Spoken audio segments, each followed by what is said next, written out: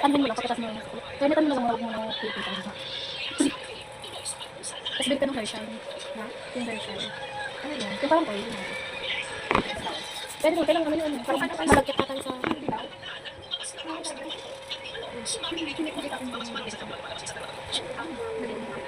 So baka remote. Remote na ano. Oil siya? Oo, pwede.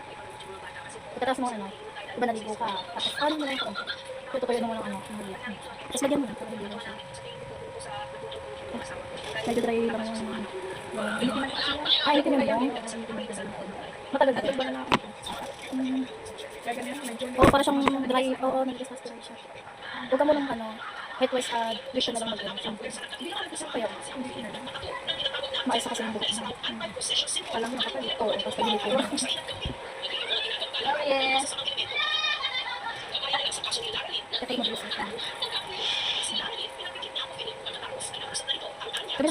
na.